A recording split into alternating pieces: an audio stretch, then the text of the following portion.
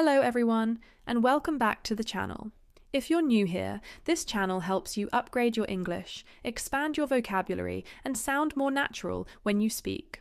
So, make sure to subscribe. In today's video, we're going to look at better ways to say, I'm upset. Many English learners say, I'm upset. And that's absolutely correct. For example, I'm upset that I didn't pass the exam. However, native speakers often use more specific expressions depending on the situation. So, let's upgrade your English. First, a common expression in British English is, I'm gutted. People often use this when something disappointing happens, like losing a game or missing an opportunity.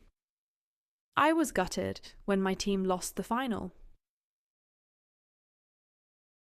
Another expression is, I'm really disappointed.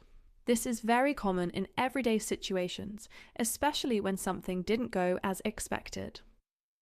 I'm really disappointed that the concert was cancelled. You could also say, I'm devastated. This is used when something serious or very important has gone wrong. For example, she was devastated when she didn't get into the university she wanted. Another useful phrase is, I'm crushed. This is often used when someone feels emotionally hurt, especially after rejection. He was crushed when he didn't get the job. And finally, you might hear, I'm heartbroken. This is usually used for very emotional or personal situations, such as a breakup or losing someone you love. She was heartbroken after the breakup.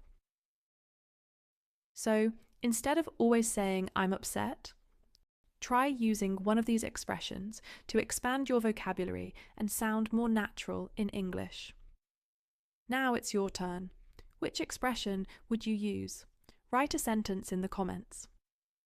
Thanks for watching, and I'll see you in the next video.